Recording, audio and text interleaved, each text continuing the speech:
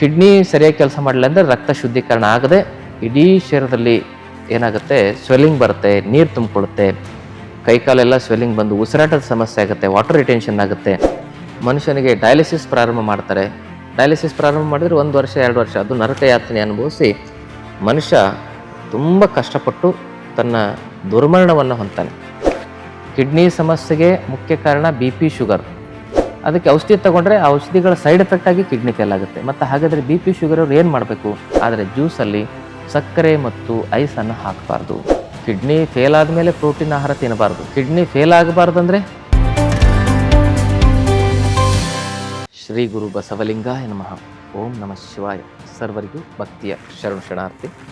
ಆದ್ಮೇಲೆ ಇವತ್ತಿನ ಸಂಚಿಕೆಯಲ್ಲಿ ಕಿಡ್ನಿ ಆರೋಗ್ಯವನ್ನು ಹೆಚ್ಚಿಸುವ ಆಹಾರಗಳನ್ನು ಕುರಿತಾಗಿ ಮಾಹಿತಿಗಳನ್ನು ನೋಡೋಣ. ಕಿಡ್ನಿ ನಮ್ಮ ಶರೀರದ ವೈಟಲ್ ಆರ್ಗನ್ಸ್ಗಳಲ್ಲಿ ಒಂದು ಪ್ರಧಾನವಾಗಿರ್ತಕ್ಕಂಥ ಅಂಗ. ಇದು ನಮ್ಮ ಶರೀರದಲ್ಲಿರ್ತಕ್ಕಂಥ ಟಾಕ್ಸಿನನ್ನು ಶುದ್ಧೀಕರಣ ಮಾಡಿ ರಕ್ತ ಶುದ್ಧೀಕರಣ ಮಾಡತಕ್ಕಂಥ ಒಂದು ಪ್ರಧಾನ ಶಕ್ತಿ ಕೇಂದ್ರ. ಕಿಡ್ನಿ ಸರಿಯಾಗಿ ಕೆಲಸ ಮಾಡಲಿಲ್ಲ ಅಂದರೆ ರಕ್ತ ಶುದ್ಧೀಕರಣ ಆಗದೆ ಇಡೀ ಶರೀರದಲ್ಲಿ ಏನಾಗುತ್ತೆ, ಸ್ವೆಲ್ಲಿಂಗ್ ಬರುತ್ತೆ, ನೀರು ತುಂಬಿಕೊಳ್ಳುತ್ತೆ, ಕೈಕಾಲೆಲ್ಲ ಸ್ವೆಲ್ಲಿಂಗ್ ಬಂದು ಉಸಿರಾಟದ ಸಮಸ್ಯೆ ಆಗುತ್ತೆ, ವಾಟರ್ ರಿಟೆನ್ಷನ್ ಆಗುತ್ತೆ, ಕ್ರಿಯೇಟಿನ್ ಜಾಸ್ತಿಯಾಗಿ ಮನುಷ್ಯನಿಗೆ ಡಯಾಲಿಸಿಸ್ ಪ್ರಾರಂಭ ಮಾಡ್ತಾರೆ. ಡಯಾಲಿಸಿಸ್ ಪ್ರಾರಂಭ ಮಾಡಿದ್ರೆ 1 ವರ್ಷ 2 ವರ್ಷ ಅದು ನರಕ ಯಾತನೆ ಅನುಭವಿಸಿ ಮನುಷ್ಯ ತುಂಬ ಕಷ್ಟಪಟ್ಟು ತನ್ನ ದುರ್ಮರಣವನ್ನು ಹೊಂದ್ತಾನೆ. ಅದಕ್ಕಾಗಿ ತನ್ನ ಜೀವನವನ್ನೇ ನಾಶ ಮಾಡ್ತಕ್ಕಂಥ ಒಂದು ಭಯಾನಕ ರೋಗ ಅಂದರೆ ಕಿಡ್ನಿ ಸಮಸ್ಯೆ. ಆ ಸಮಸ್ಯೆ ಬರಬಾರ್ದಂದರೆ ಬರೋದಕ್ಕಿಂತ ಮೊದಲೇ ಎಚ್ಚರಿಕೆ ವಹಿಸಬೇಕು. ಯಾರಿಗೆ BP ಇದೆ, ಯಾರಿಗೆ ಶುಗರ್ ಇದೆ, ಅವ್ರಿಗೆ ತುಂಬ ರಿಸ್ಕ್ ಇರುತ್ತೆ ಕಿಡ್ನಿ ಫೇಲ್ ಆಗೋದು. ಕಿಡ್ನಿ ಸಮಸ್ಯೆಗೆ ಮುಖ್ಯ ಕಾರಣ BP, ಶುಗರ್. ಆ BP, ಶುಗರ್ ಎಷ್ಟು ಕಾರಣನೋ ಅದಕ್ಕಿಂತ ಹೆಚ್ಚು ಕಾರಣ BPಗೆ ಶುಗರ್ಗೆ ತೆಗೆದುಕೊಳ್ತಕ್ಕಂಥ ಕೆಮಿಕಲ್ ಔಷಧಿಗಳು ಕೂಡ ಕಾರಣ. ಬಿಟ್ಟರೆ BP, ಶುಗರ್ ಜಾಸ್ತಿ ಕಿಡ್ನಿ ಫೇಲ್ ಆಗುತ್ತೆ. ಅದಕ್ಕೆ ಔಷಧಿ ತಗೊಂಡ್ರೆ ಆ ಔಷಧಿಗಳ ಸೈಡ್ ಎಫೆಕ್ಟ್ ಆಗಿ ಕಿಡ್ನಿ ಫೇಲ್ ಆಗುತ್ತೆ. ಮತ್ತು ಹಾಗಾದರೆ BP, ಶುಗರ್ ಅವ್ರು ಏನು ಮಾಡಬೇಕು? ಯೋಗ ಪ್ರಾಣಾಯಾಮ ಮಾಡಬೇಕು, ಆಯುರ್ವೇದ ಔಷಧಿಗಳನ್ನ ತೆಗೆದುಕೊಂಡು BP, ಶುಗರ್ನ ರಿವರ್ಸ್ ಮಾಡ್ಕೋಬೋದು ಸುಲಭವಾಗಿ. ಥೈರಾಯ್ಡ್ ಸಮಸ್ಯೆಯನ್ನು ರಿವರ್ಸ್ ಮಾಡ್ಕೋಬೋದು. ಇಂಥ ರಿವರ್ಸ್ ಮಾಡೋದು ಹೇಗೆ ಅಂತೇಳಿ ನಾವು 5 ದಿವಸ ಶಿಬಿರ ಮಾಡ್ತಾಯಿದ್ದೀವಿ ನಮ್ಮ ಆರೋಗ್ಯ ಕೇಂದ್ರದಲ್ಲಿ ಪ್ರತಿ ತಿಂಗಳು. ಎಷ್ಟೋ ಜನ ಥೈರಾಯ್ಡ್ ಅಂತೂ 3 ತಿಂಗಳಲ್ಲಿ ಕಂಪ್ಲೀಟಾಗಿ ಕ್ಯೂರ್ ಮಾಡ್ಕೋಬೋದು ನೀವು ಪ್ರಯತ್ನ ಮಾಡಿದ್ರೆ. BP, ಶುಗರು ಕೂಡ ರಿವರ್ಸ್ ಆಗುತ್ತೆ. ಅದು ರಿವರ್ಸ್ ಆಗಲ್ಲ, ಸಾಯೋವರಿಗೆ ಔಷಧಿ ತಗೋಬೇಕಂತ ಹೇಳ್ತಾರೆ, ಅದು ಶುದ್ಧ ಸುಳ್ಳು. ಅದನ್ನು ನಂಬಕ್ಕೆ ಹೋಗಬೇಡಿ. ನೀವು ಬಂದು ನಾವು ಹೇಳಿದ್ದನ್ನು ಪ್ರಾಮಾಣಿಕವಾಗಿ ಪ್ರಯತ್ನ ಮಾಡಿ ನೋಡಿ. ಯಾವುದೇ ಔಷಧಿಗಳಿಲ್ಲದೆ BP, ಶುಗರ್, ಥೈರಾಯ್ಡು, ಕೊಲೆಸ್ಟ್ರಾಲ್ ಇವೆಲ್ಲವನ್ನು ಸರಿಪಡಿಸ್ಕೋಬೋದು. ಕೆಮಿಕಲ್ ಔಷಧಿಗಳನ್ನ ತೆಗೆದುಕೊಂಡ್ರೆ ಕಿಡ್ನಿ ಮೇಲೆ ಎಫೆಕ್ಟ್ ಆಗುತ್ತೆ, ಲಿವರ್ ಮೇಲೆ ಎಫೆಕ್ಟ್ ಆಗುತ್ತೆ, ಕಿಡ್ನಿ ಫೇಲ್ ಆಗುತ್ತೆ, ಲಿವರಿಗೆ ತೊಂದರೆ ಆಗುತ್ತೆ. ಅದಕ್ಕೆ ಕೆಮಿಕಲ್ ರಾಸಾಯನಿಕ ಔಷಧಿಗಳಿಂದ ಮುಕ್ತವಾಗಿರೋದು, ಆಮೇಲೆ ಪ್ರಿಸರ್ವೇಟಿವ್, ಜಂಕ್ ಫುಡ್ಡು, ಫಾಸ್ಟ್ ಫುಡ್ಗಳಿಂದ ಮುಕ್ತವಾಗಿರೋದು, ಹಾಗೆಯೇ ಹೊರಗಡೆ ಕರೆದಿರ್ತಕ್ಕಂಥ ಪದಾರ್ಥಗಳನ್ನು ಸೇವನೆ ಮಾಡಬಾರ್ದು, ಬೇಕರಿ ಫುಡ್ಗಳನ್ನು ತಿನ್ನಬಾರ್ದು. ಇಂಥವೆಲ್ಲ ಕೆಟ್ಟ ಆಹಾರಗಳನ್ನು ಬಿಟ್ಟು ದುಶ್ಚಟಗಳು, ಬೀಡಿ, ಸಿಗರೇಟ್, ಗುಟ್ಕಾ, ತಂಬಾಕು, ಸರ ಇಂಥ ದುಶ್ಚಟಗಳನ್ನು ಬಿಟ್ಟರೆ ಕಿಡ್ನಿ ಚೆನ್ನಾಗಿರುತ್ತೆ. ಮೊದಲು ಕಿಡ್ನಿ ಚೆನ್ನಾಗಿರ್ಲಿಕ್ಕೆ ಏನು ಬಿಡಬೇಕು ಅನ್ನೋದನ್ನು ತಿಳ್ಕೋಬೇಕು. ಆಮೇಲೆ ಏನು ಸೇವನೆ ಮಾಡಬೇಕಂದ್ರೆ ಸೊಪ್ಪು, ಹಣ್ಣು, ತರಕಾರಿಗಳು ಇವೆಲ್ಲ ಕಿಡ್ನಿ ಆರೋಗ್ಯಕ್ಕೆ ಬಹಳ ಒಳ್ಳೆಯದು. ಮೊಳಕೆ ಕಾಳುಗಳು ಏನ್ರಿ. ಕಿಡ್ನಿ ಫೇಲ್ ಆದಮೇಲೆ ಪ್ರೋಟೀನ್ ಆಹಾರ ತಿನ್ನಬಾರ್ದು. ಕಿಡ್ನಿ ಫೇಲ್ ಆಗಬಾರ್ದಂದರೆ ಪ್ರೋಟೀನ್ ಆಹಾರ ತಿನ್ನಬೇಕು. ಕಿಡ್ನಿ ಫೇಲ್ ಆದಮೇಲೆ ಪ್ರೋಟೀನ್ ಆಹಾರ ತಿಂದರೆ ಪ್ರೋಟೀನ್ ಲೀಕ್ ಆಗಿ ಕ್ರಿಯೇಟಿನ್ ಜಾಸ್ತಿ ಆಗುತ್ತೆ. ಅದಕ್ಕೆ ಆದಮೇಲೆ ಒದ್ದಾಡೋದಕ್ಕಿಂತ ಆಗೋದಕ್ಕಿಂತ ಮೊದಲೇ ನಾವು ಸರಿಯಾಗಿರ್ಬೇಕು. ನೀರನ್ನು ಸರಿಯಾಗಿ ಕುಡಿಬೇಕು. ಜಾಸ್ತಿನೂ ಕುಡಿಬಾರ್ದು, ಕಮ್ಮಿನೂ ಕುಡಿಬಾರ್ದು.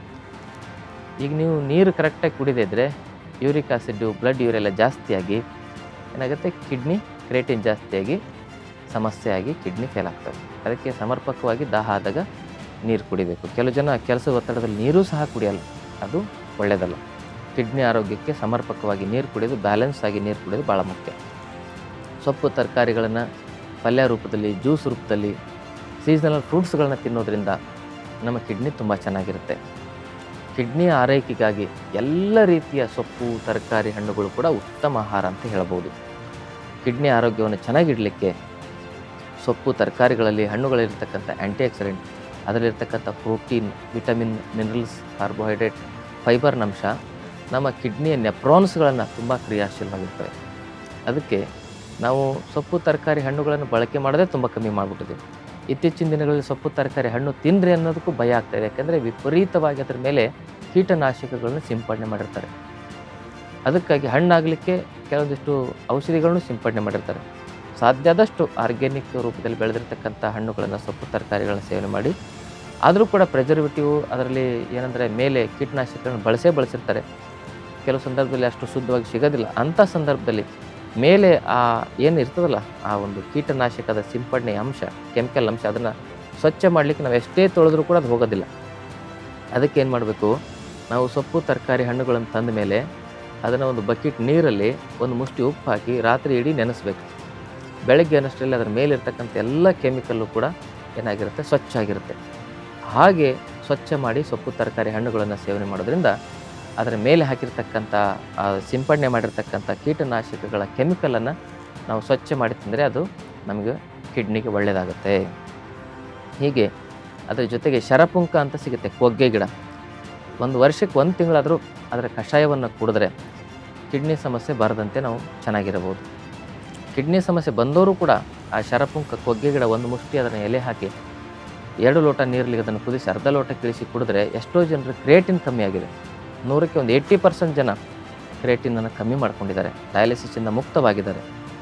ಡಯಾಲಿಸಿಸ್ ಮಾಡೋದಕ್ಕಿಂತ ಮೊದಲೇ ನೀವು ನಮ್ಮಲ್ಲಿ ಬಂದರೆ ಅದಕ್ಕೆ ಉದ್ವರ್ತನ ಚಿಕಿತ್ಸೆ ಅಂತ ಮಾಡುತ್ತೆ. 100ಕ್ಕೆ ಸುಮಾರು 70ರಿಂದ 80% ಜನರನ್ನ ನಾವು ಡಯಾಲಿಸಿಸ್ ಇಲ್ಲದೇ ಕಿಡ್ನಿ ಸಮಸ್ಯೆನ ಸರಿ ಮಾಡ್ತಕ್ಕಂಥ ಪ್ರಯೋಗ ಮಾಡ್ತಾಯಿದ್ದೇವೆ. ಅದು ಸಕ್ಸಸ್ ಕೂಡ ಆಗಿದೆ. ಅದಕ್ಕಾಗಿ ಈ ಒಂದು ಕಿಡ್ನಿ ಸಮಸ್ಯೆ ಇರ್ತಕ್ಕಂಥವ್ರಿಗೆ ಆಹಾರ ಪದ್ಧತಿ ಭಾಳ ಮುಖ್ಯ. ಕೋಲ್ಡ್ ಡ್ರಿಂಕ್ಸನ್ನು ಯಾವತ್ತೂ ಕುಡಿಬೇಡಿ. ಅದು ಕೋಲ್ಡ್ ಡ್ರಿಂಕ್ಸ್ ಅಲ್ಲ, ಸಾಫ್ಟ್ ಡ್ರಿಂಕ್ಸ್ ಅಲ್ಲ, ಅದು chemical drinks, cancerous drinks, kidney fail ಮಾಡ್ತಕ್ಕಂಥ ಡ್ರಿಂಕ್. ಅದಕ್ಕೆ ಅದರಲ್ಲಿ ಕೆಮಿಕಲ್ ಇರ್ತದೆ, ಪ್ರಿಸರ್ವೇಟಿವ್ ಇರ್ತದೆ, ಆರ್ಟಿಫಿಷಿಯಲ್ ಕಲರ್ ಇರ್ತದೆ. ವಿದೇಶಿ ಕಂಪ್ನಿಗಳು ಮಾಡ್ತಾ ಇದ್ದೇವೆ ಅಂತ ಹೇಳ್ಬಿಟ್ಟು ನಾವು ಸ್ವದೇಶಿ ಕಂಪ್ನಿಗಳು ಡ್ರಿಂಕ್ಸ್ ಕೊಡ್ತೇವೆ ಅಂತ ಹೇಳ್ಬಿಟ್ಟು ಯಾರೇ ಕೊಟ್ಟರು ಕೂಡ ಸ್ವದೇಶಿನೂ ಬೇಡ ವಿದೇಶಿನೂ ಬೇಡ ಅಂತ ಕೆಮಿಕಲ್ ಡ್ರಿಂಕ್ಸು ಸ್ವದೇಶಿ ಆದರೂ ಉಪಯೋಗ ಇಲ್ಲ, ವಿದೇಶಿ ಆದರೂ ಉಪಯೋಗ ಇಲ್ಲ. ಅದನ್ನು ನಾವು ಕುಡಿಬಾರ್ದು. ಅದಕ್ಕೆ ಮನೆಯಲ್ಲೇ ತಯಾರಿಸಿರ್ತಕ್ಕಂಥ ಜ್ಯೂಸ್ಗಳನ್ನು ಕುಡೀರಿ, ಎಳ್ನೀರು ಕುಡೀರಿ, ಕಬ್ಬಿನ ರಸವನ್ನು ಕುಡೀರಿ.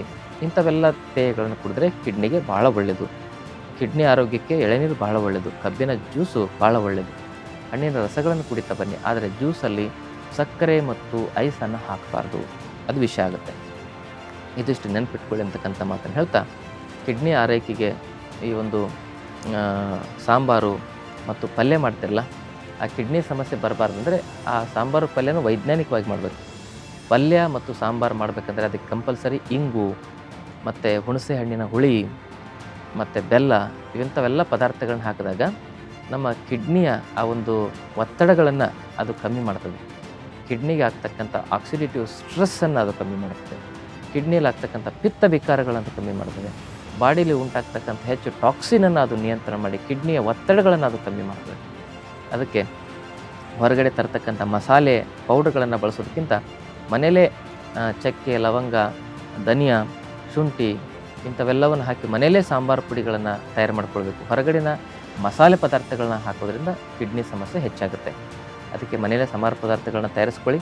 ನಮ್ಮ ಪೂರ್ವಜರು ಹೇಗೆ ಬೆಲ್ಲ, ಹಿಂಗು, ಹುಣಸೆ ಹಣ್ಣಿನ ಹುಳಿ, ಜೀರಿಗೆ, ಸಾಸಿವೆ ಇಂಥವೆಲ್ಲ ಒಗ್ಗರಣೆಗೆ ಬೇಕಾಗಿರ್ತಕ್ಕಂಥ ಪದಾರ್ಥಗಳನ್ನ ಬಳಸ್ತಿದ್ರು, ಟ್ರೆಡಿಷ್ನಲ್ ಮೆಥಡಲ್ಲಿ ಒಗ್ಗರಣೆಯನ್ನು ಹಾಕ್ತಿದ್ರು ಪಲ್ಯ ಸಾಂಬಾರಿಗೆ, ಆ ವಿಧಾನದಲ್ಲಿ ಪಲ್ಯ ಸಾಂಬಾರು ಮಾಡೋದ್ರಿಂದ ಆ ಪಲ್ಯ ಮತ್ತು ಸಾಂಬಾರು ಕೂಡ ಕಿಡ್ನಿ ಆರೈಕೆಯನ್ನು, ಕಿಡ್ನಿ ಆರೋಗ್ಯವನ್ನು ಕಾಪಾಡಲಿಕ್ಕೆ ಹೆಲ್ಪ್ ಆಗುತ್ತೆ ಅಂತಕ್ಕಂಥ ಮಾತನ್ನು ಹೇಳ್ತಾ ಇವತ್ತಿನ ಸಂಚಿಕೆಯನ್ನು ಮುಗಿಸ್ತೇನೆ.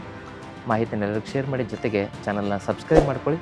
ನಮ್ಮ ಆರೋಗ್ಯ ಕೇಂದ್ರದಲ್ಲಿ ನಡೀತಕ್ಕಂಥ 5 ದಿನದ ಆರೋಗ್ಯ ಶಿಬಿರಕ್ಕೆ ತಾವು ಭಾಗವಹಿಸಿ ಅದರ ಪ್ರಯೋಜನ ಪಡ್ಕೊಳ್ಳಿ. ಶರಣಾರ್ಥಿ. ಮತ್ತಷ್ಟು ಆಯುರ್ವೇದ ಹಾಗೂ ಯೋಗ ಹೆಲ್ತ್ ಟಿಪ್ಸ್ಗಾಗಿ ಶ್ರೀಗಂಗಾ ಯೋಗ ಚಾನೆಲ್ನ ಸಬ್ಸ್ಕ್ರೈಬ್ ಮಾಡಿ.